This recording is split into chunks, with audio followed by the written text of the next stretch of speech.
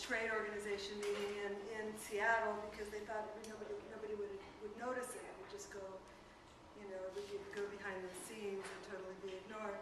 So the people, there were a bunch of people, this is at the beginning of the internet, and a bunch of young indie media techs got together and they had a program where people could post directly to an internet site, which had never been seen before. The internet was fairly new. People had email, people had cell phones, people did not have digital cameras. You know, it was 13, 14 years ago, and you know, the difference that we've come in the last 15 years is unbelievable. At that time, you know, it was just kind of at the very beginning. So here was this program where people could post their news directly. So this group of media activists, what they did was they got the word out to the media people, the techie people around the country, and 150 people came into Seattle. They got some money, and they opened up a storefront, and they set up some computers, and they set up a site so that people could come in and write up their own stories and post them directly to this new website, which they called the Independent Media Center. And it was amazing because of that website, the planet got to find out what was happening in Seattle, and because of it, people found out around the world who were already aware of the neo-colonizing and the economy and how it was being affected at the time by the corporate sources here. Got to realize that there were people here in the United States who were aware of it too.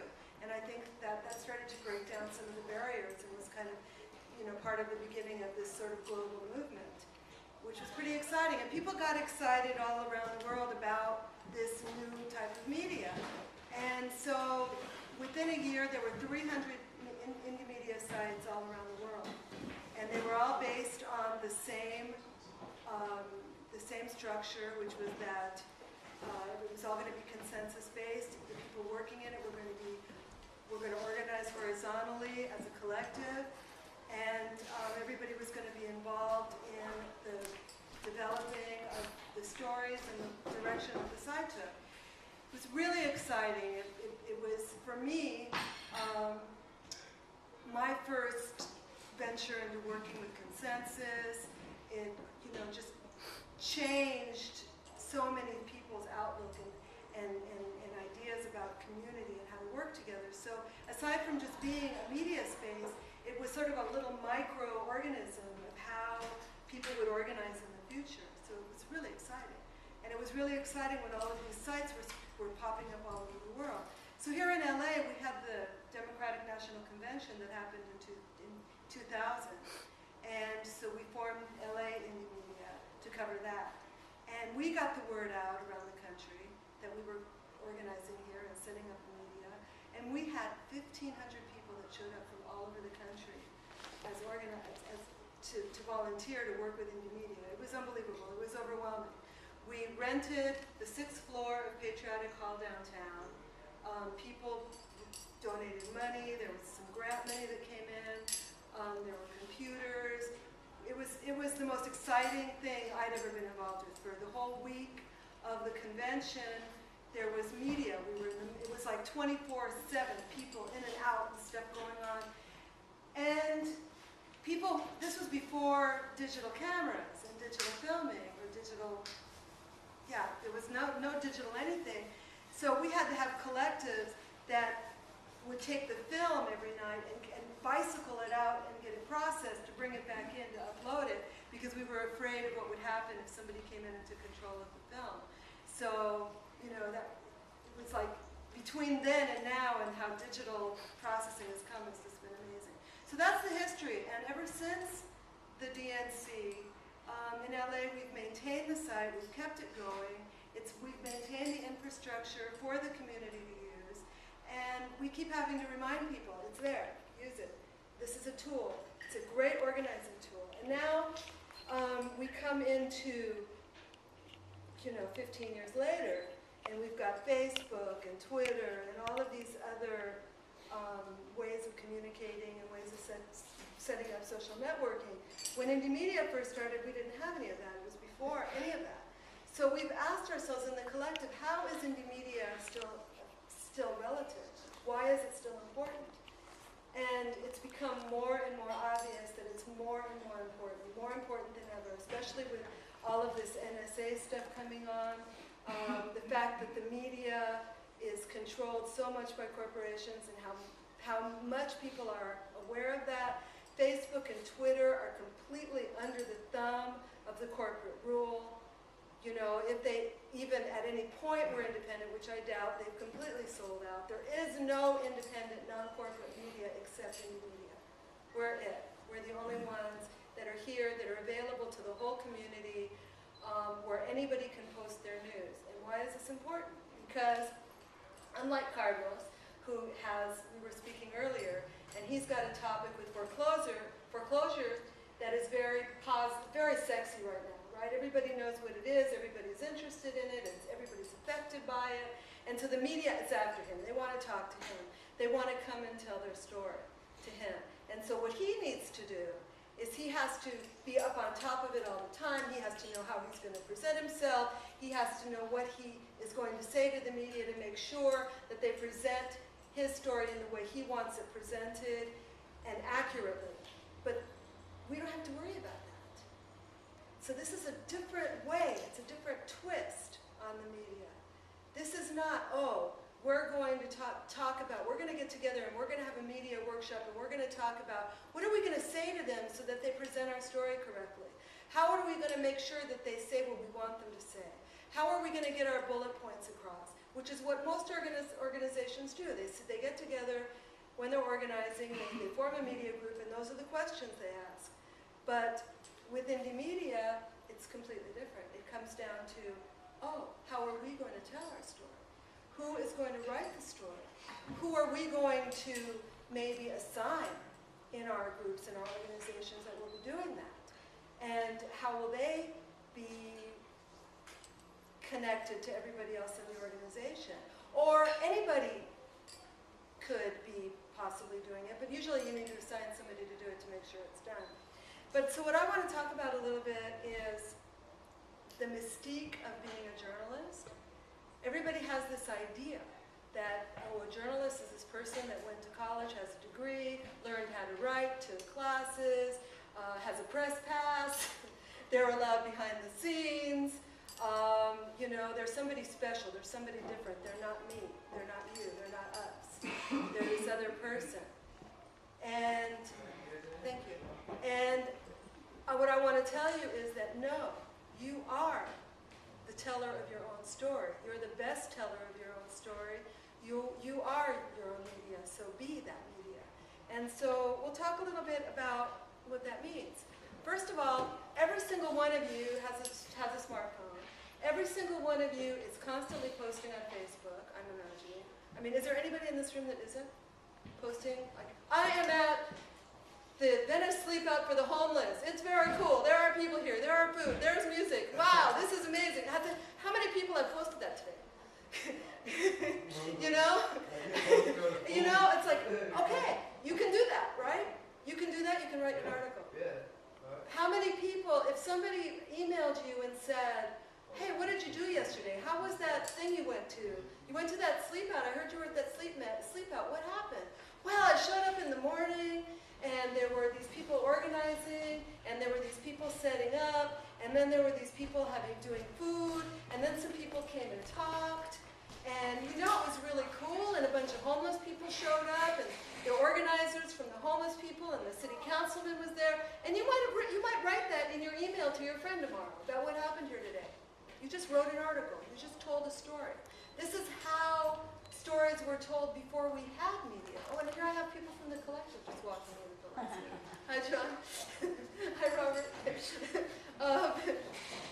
And here's Peggy, so now I've got support. Anybody jumps in, has anything they want to tell me, if I'm saying it wrong, just jump up and sort of shut me up. Because we're a collective and everybody has a right to talk. So, before we had magazines, newspapers, indie media, television, before we had any of that, Facebook, Twitter, all of this that we have now. Before we had all of that, we had troubadours. We had people who, with their guitars, went from town to town and sang the story of what was going on in the other town. You know, this is in our DNA. This is why everybody gossips. You know, it's the news, essentially. Wow, I was over at so-and-so's house and they're talking about such and such went on. You know, this isn't necessarily a bad thing. This is how news gets told. This is how we spread news.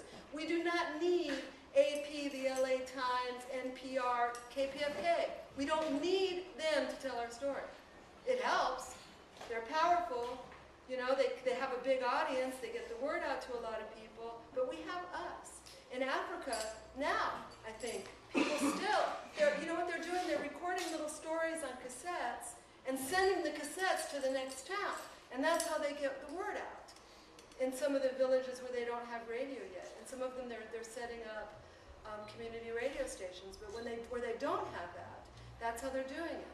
People are running from town to town with the news. Hear ye, hear ye! You know, the Queen's coming to town. That's how people did it. We all can do it. So there are a couple of rules. You know, the AP 100 years ago, 150 years ago or so, they basically set up a few rules. They started out with the idea of being objective, and that sort of stuck, and it's become part of the, you know, the general media journalism training that you've got to be objective, you've got to tell both sides of the story. And I'm here to tell you that I don't believe that. I don't think that's true. I think everybody tells the side of the story that they know, that they believe, that they feel strongly about. They don't tell the side of the story necessarily that they don't. It doesn't matter how objective they think they're being. There's no such thing as objective news, so don't even try to be objective. The way I write is from my personal point of view. You know, I went to the Sleep Out yesterday, and I met all these people, and it was really great, and I saw a lot of people I didn't know, and that was fabulous, and I had a really good time, and I got to speak, and, you know, all these people came to my workshop, and wow, you know, it was a good event. So that's all it has to be. You know, what went on there? Well, there were people there, there were organizers there, they were involved with, you're telling your friend, why did they have this thing? Well, it's the third one, and they've had it because there's an issue with homeless people, and people are concerned about people living on the street, and about what rights they have and what rights they don't have, and Occupy Venice was involved, and, you know, there's a whole story about that, and I can tell you about that, and that's your story. You know, exactly the way you're going to tell it. My father founded the LA Free Press in the 60s, which was one of the first underground newspapers in the 60s. And I asked him at one point, should I go to school and study journalism? And he said, no, just learn how to tell your story. Just tell it. Just write it exactly the way you say it. And you're going to be the best journalist you can be that way. Okay, so that's the end of, you know, people will want to argue with you about this idea of being objective. I don't believe it, and we don't believe it in Indy media. We're there to tell the story, to tell what happened, to make sure that people hear our story, to hear it from our point of view, to hear what happened to us. You know, the other side of the story is going to get told, and I wouldn't worry about that. You know, don't even worry about being fair in terms of that. Okay, so there's a couple of basic premises when you're going to write a story, and it's in your notes.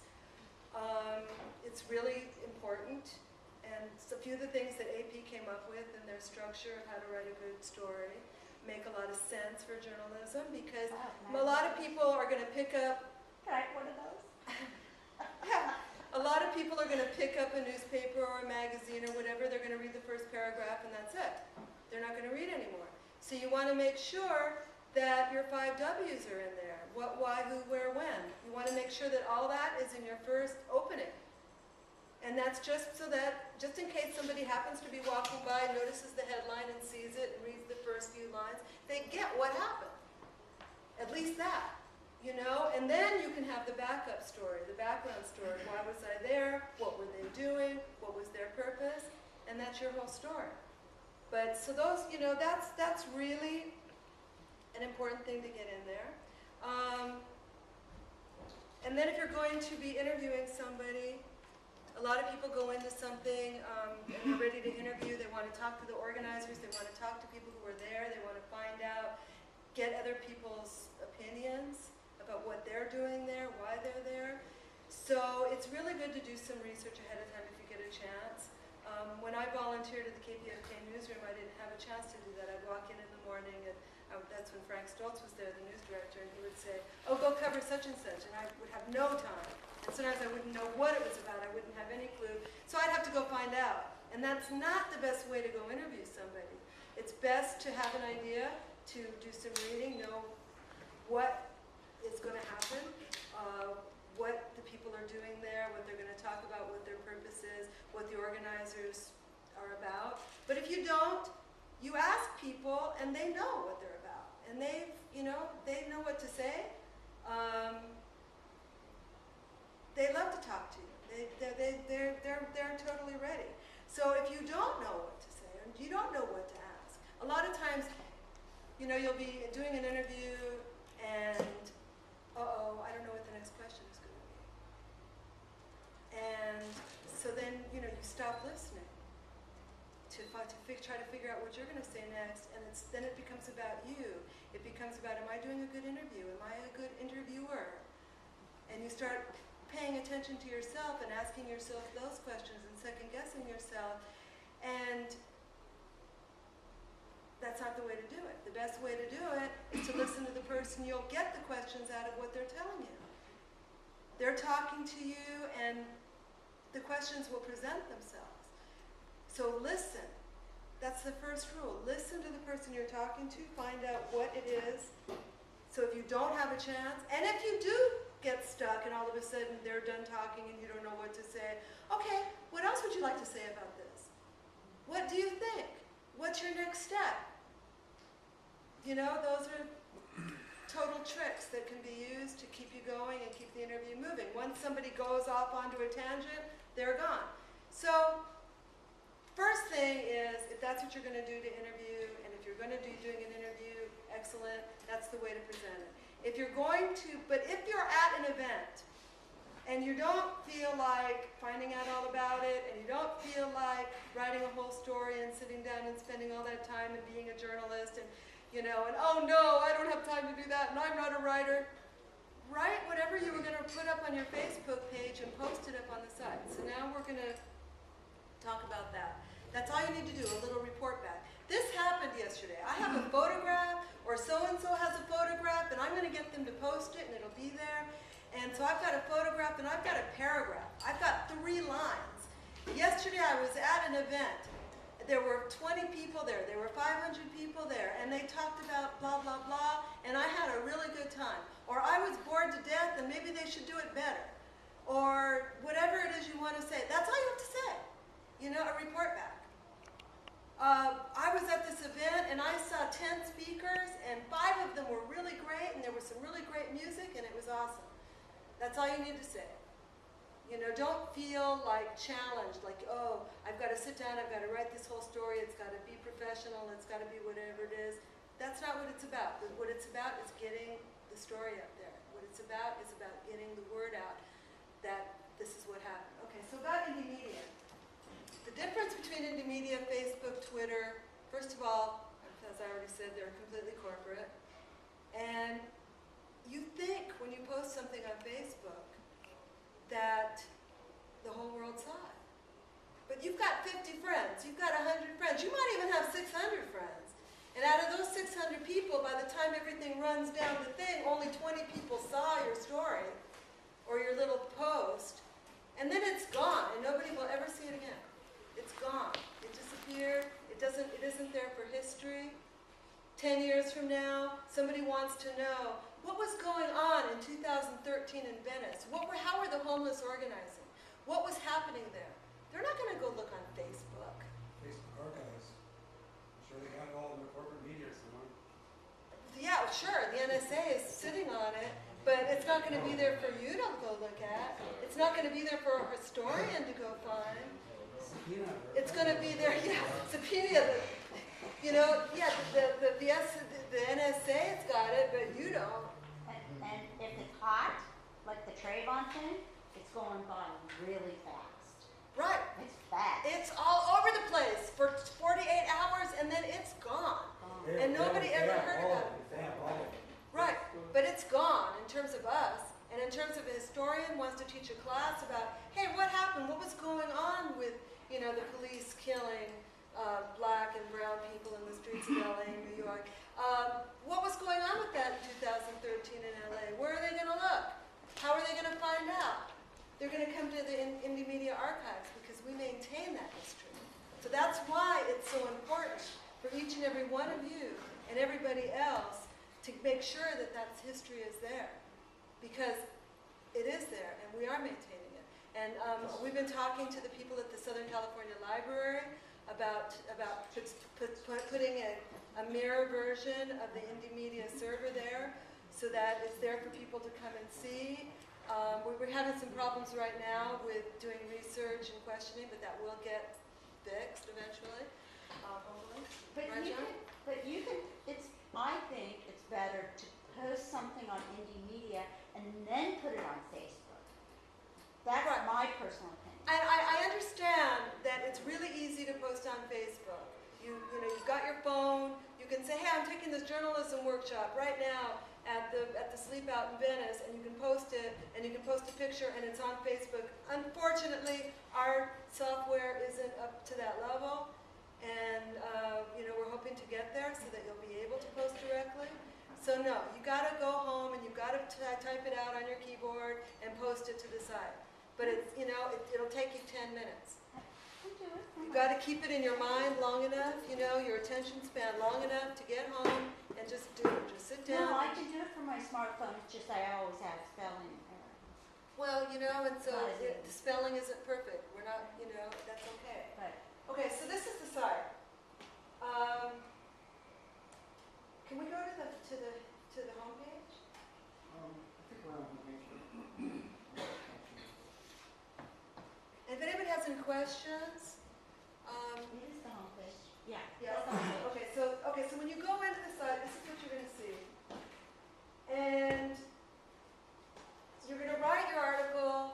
Write your article on your desktop, save it in a file, and then you're going to click on Publish up here, and it's going to take you to the Publish page. And then it takes you Okay. 10 minutes, 5 minutes to Should I go go to the publish page and look Sure, at it? let's do that. Okay. What to publish, this is our little legalese, whatever, and then scroll down, and then there it is. You put your title, your language, your category, your name. You don't have to put your real name in. You can put any name you want to put in. Oh, another thing, when the FBI comes knocking on Indy Media's door, and they want to know all of the ISPs for everybody who posted on Indy Media so that they can go track everybody down, we don't have it. We don't save it. Awesome. So that's how everybody's protected. They don't, they could come up with all the subpoenas they want. We don't have it. It's gone. So, that's how we protect everybody. So you can put whatever name in, you can post from whatever computer, you're good. You put in a little summary, 2 or 3 lines. I was at the Venice homeless Sleep Out yesterday, and there was an IMC Indy Media workshop.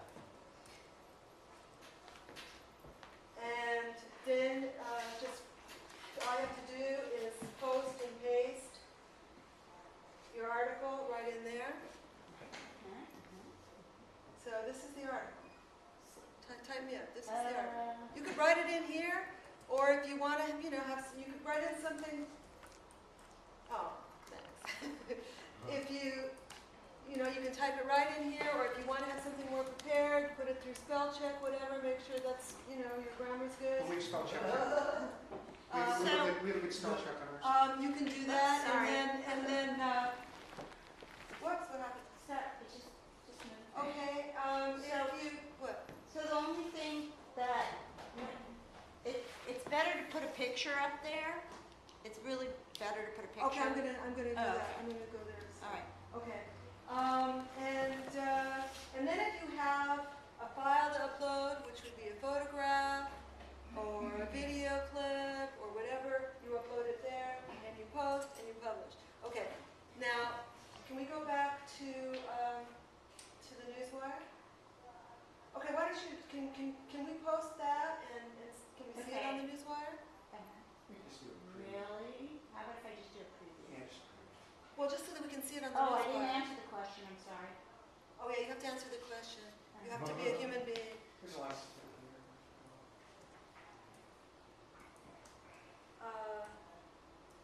Select the language. Okay, I'm getting there. But Okay. that's how easy it is. And sometimes it doesn't work, and then you just, wait. What is our category? Community Media. action? Community action. Oh, and Carlos suggested that we have foreclosures, so maybe we need to update our categories. And that's just to the collective members that are in the room. Okay. Okay. and- Web address, I don't need it. oh, Okay, so, I didn't look that good. yeah, you look okay. It's good to look at when you give a So- presentation. So Robert's got a picture. He'll publish it later. Okay. Okay. So what what is is he supposed to 3 do? plus 2? Okay, first answer. Okay. 3 plus 2, yeah. Okay, preview.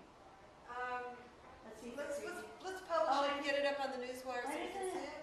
Why isn't it not preview? No, What did I do wrong? That's not preview. only preview. You should put yourself. Oh. It's just it looks. Oh, is that what it is? Usually, I am very long-winded, so maybe I can't tell the difference. Oh yeah, you're right. What preview was this little thing? Okay, that's it. That's Okay. it. So Oh, now get it up on the newswire so we can see where it goes. Okay. Oh, yeah. Oh, this is so Wrong cool. answer This to is the the first. math. This is the first time we've I done didn't put in the You answer just, to the you just math. forgot to do it. Wrong Damn it. answer to the math. Ah. Sometimes it doesn't. Okay. Okay, so what happens is it shows up on the newswire under general newswire events. Then what happens is people in the collective who have access to this site, to the inner workings of it, go in and determine what goes from the newswire, just the general newswire, onto the main page, which we're going to see as soon as this happens. Okay. I answered the question. It usually takes a couple minutes. Yeah. Okay. And that's So in order to get your story from the newswire onto the main page so that it shows up with a headline and the whole thing, so when people go into it for the first time, they see it just right up there, just like you saw the Trayvon story, is typically if you have photographs, if you have an event, a meeting, you're showing, and it's a good presentation with pictures. So it'll look good on the front page, and it looks like a big community event. We'll move it within the collective. We use consensus, and we make the decision to move something to the front page. When it gets moved to the front page, then it automatically goes to the national site. There is a national site that is covered generally. From the national site, it goes to the international site. So you've got more people looking at it than you'll ever have looking at anything you ever post on Facebook. So aside from, you get to get your name out there. And if you want to be a journalist, and this could be a learning space for you. This could be a really good place for you to, learn your chops, get used to writing stories, get used to what they look like, how people respond to them, because people will respond, they'll make comments. And then you can maybe go for a job and say, yeah, I've got all these stories, they've been published, you're self-published. And that works. So, it works for a lot of things. And beyond that, we're always looking for more people to get involved with the collective. We're an open collective. I know we're a little hard to find sometimes because we don't have an office space. But we're really interested in getting more people involved with this process of making that decision about what gets published on the front page, people who are more involved with going out in the community and doing this. And the other thing is, we're really interested in people that might have projects. You know, we're not really good at, because there's only a few of us, most of us work full-time, you know, we all have lives, we're all volunteering, so everybody does what they can. So people want to get involved and they want to do what they can, whatever that little or much that might be. Maybe they have an idea. Wow, I want to, occasionally we'll do a film night. That's something that I like to do. I like to show films in the community. So I'll come across a documentary that I like, and I think people should see, and I might host a documentary screening. That's something that I personally like to do. Somebody else might have another idea. And that's something that you could have the backup of the rest of the collective to do. You know, you come to the collective and you go, wow, you know, I'm part of this collective, and I'd like to do blah, blah, blah. I would like to set up regular workshops on video and photography, whatever. You know, or I want to do T-shirts that say Indy Media and sell them as a fundraiser. I want to do a fundraiser. I want to do whatever it is. You know, we're totally open, and we're a completely horizontal collective. So we're not about, you know, who's been with it longest. With the, what's the word? Of course, in order to make decisions about what goes on with the website, or people that have administrative capabilities for the website, that takes some time. It takes some time. People who obviously are able to work in the collective, who learn consensus, who we spend time with, we all get to know. Obviously, everybody has to be really careful about who has administrative rights, you know, to their projects. So, but that's something that, you know, somebody earns, and then you have admin rights, and you can be a person that is, you know, working on running the site. Somebody who's really interested in tech, in making the site better. John, who's been pretty much carrying the whole thing on his shoulders. Raise your hand, John. You know, he could totally use the support and help in that. We definitely need more programs. He spent the whole night last night, you know, trying to work on a program. I woke up at 3 o'clock in the morning and checked my email, and there was an email from him that he was working on a project at midnight. You know, so any support that he could get would be great. So anyway, or somebody please jump up. The signal's terrible in here. Okay, let's just go to the front page so people can see it. What it does, once it posts, it comes back with a message saying this is the URL, and it shows you a picture of your. Let's go to the newswire so we can see how it shows up on the newswire, and then from there how it shows up on the main page.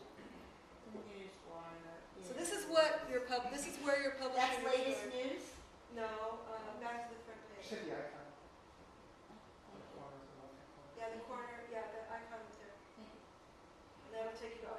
Okay. So local, over here on local news, on the right. Okay, scroll down. Local news. See, these are the stories. Oh yeah, that's right. These are the stories that people have posted. When you post a story, that's where it's going to show up. It's going to show up on the right-hand column. So anybody, any day, can go down there and see what that story is. And then these stories in the middle, these are the stories that the collective has decided to post in the center column, in the front page. You could scroll down to a homeless story. Peggy, you have stories up there, don't you? You both have stories. Yeah. Go ahead and scroll down to your story. But mine, are long. I haven't destroyed it for some time. So. We haven't updated. Which one? Just scroll down and see. These are some of the stories that people have posted. Keep going. To find mine. Oh, there they are. Yeah. These are some of the stories that people have posted to the newswire that got moved to the center column. Now Peggy started posting, was writing a lot, and Leslie was here for a while, and she had been writing a lot and posting stories like crazy. And we became aware of people who were posting a lot. So then we reached out to those people. Hey, you know, you're posting all the time. Why don't you come to a meeting? Why don't you get involved with the collective? And then Peggy has gotten involved, and she's the West Side LA Indy Media But there's person. a reason I post on Indy Media. And why don't you talk about that? I'll tell you why. It's because it's not. I mean, it's nice that you front page my stories, and I like it. Thank you. So, Now or you the can collect. post- now Well, you can I'm part of post it. your own story. Right, but the collective decides. It's not a one person deciding. So, so the reason I like it is because once I post it there with a picture and I have that URL, I can put it on my website and I will have a forever link to a forever story on Indy Media on my website. I can post it to Facebook and it goes to my friends. I can send it on an email as a link to all my friends, and it becomes sort of this tool, a universal storage tool that Indy Media has provided me, that it's an archive. So now if I Google some of my old stories, I can find them from years ago. And I don't even have to worry about it because I'll find them on Indy Media. They're still there. Like this pepper spray guy in 2006 on the boardwalk, and I mean, there's all this stuff that I've written that's there, and I can find it, and I have links to it. Even if I lose my website for some reason, which has happened, I can go back and Google and find my stories on Indy Media, and I have forever. And I know Facebook just goes by way too fast. It's not forever. So that's one of the reasons I've always looked to using it. Thank you. So, I mean, see, this is an aspect that I always forget to talk about, so that's why I'm really glad that you... Robert, you have anything you want to say about it? Well, I mean, quite a few things I'd like to say. I thought I'd kind of wait till you were done. If you, No, go ahead. well, okay, well, Indy Media is great. It's absolutely wonderful. It's an incredibly cool thing. And you see, the first time I started with Indy Media, I met Anna at some protest, the Gaza protest from like 5 or 6 years ago. And I walked up to him, he had a camera, and I said, "Hey, you got a really cool camera, will you post to Indy Media?" And I said, I've heard of Indy Media. I And like he it. said, "You're Indy Media, I've been looking for you." Yeah, I've been looking for it. So I posted that one, and then I went out on I saw in the calendar, it had a little protest. Some kid had pulled his cell phone out in Rampart, the CVS around Rampart, one of those, and they shot him, they killed him. LAPD, he was having an argument with his girlfriend. So I said, well, that's interesting, I'll go down there and cover this little protest. It was about, 30, 40 people down at MacArthur Park, and some really cute little kids with dreadlocks, like gorgeous little kids. And the photographer in me went, oh. So I photographed these kids, I photographed the whole thing, and there was an uncle there with a Betacam and camouflage, and no press, nobody. I was the only press guy, so I filed. And about 4 days later, the story popped up in Munich, it popped up in England, Ireland, it popped up in all these countries. This little family that never would have gotten anything at all. And I said, oh my God, this is powerful. And then I Googled it, and it was like, I was also suddenly kind of famous some way. And so the egotistical part, which is rather severe, really likes being a little famous without showing my face. So every time I filed an Indy Media story, Google picked it up right away, and it went right to the top of the Google thing. So That's another thing I filed about 53 stories now for Indy Media. You're kidding. That's Yeah, great. so I'm actually, and they've been significant things. And it's just such a powerful thing. I came at it. Maybe I can scroll down and show you find my one of stories. Yeah, maybe you can pop on one of those. I can't use your computer. This one? Yeah, that sounds good. So I cover a lot of these things that are very. Well, I don't know. I don't really know when I cover some Need a stories picture. I cover. But the one thing I really, absolutely dislike in protest photography are people shooting signs and crowds. I don't want to join a crowd. I don't want to jump into a crowd. I do, but I don't. And I don't care a damn about signs. They don't bring me in. But that Patrick Henry look in your eye, that's what gets me. All right, maybe you can scroll through a few of them. But this stuff, this is what gets people to join. This is what gets people to join these movements. And like Anna said, this is all completely, it's personal. It's journalism, but all journalism is kind of personal and opinionated. So I try to get these looks. This woman is suffering. And I try to get that look on her face. And I want people to see that. I don't want to see them to see the goddamn sign. I couldn't care less about that. I want them to see that. That's important. That body language. And Indy Media is an archive. It's an historical archive. It's just fantastic. And I'm helping to record and make history. And the people that are in Indy Media are just pretty wonderful. I haven't met a jerk yet.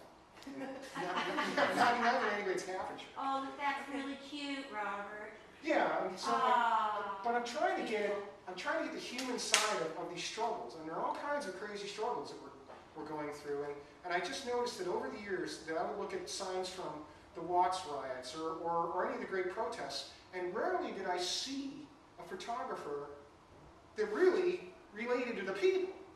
Well, hardly ever. It was always shooting signs, they were always outside. This woman was great.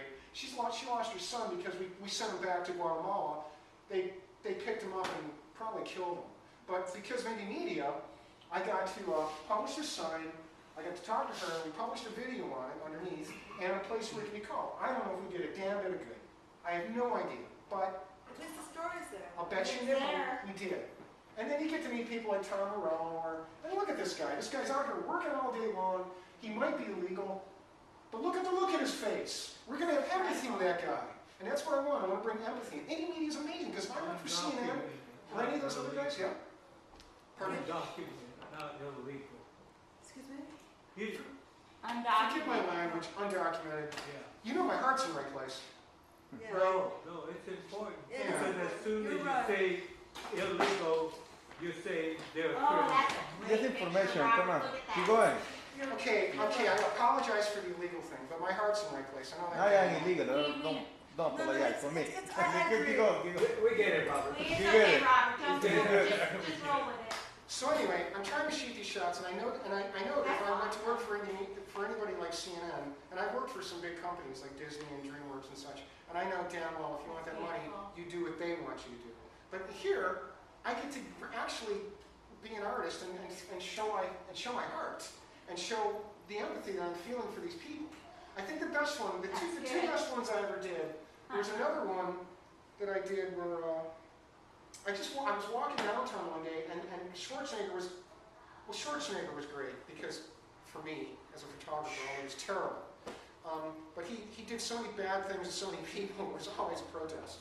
So there's one day when he was going to take away money from all the home healthcare workers, and I just walked right into it. And I photographed everybody looking as spastic, as retarded, as cancer-ridden as I possibly could get them, because I wanted that to register. And it did, I think.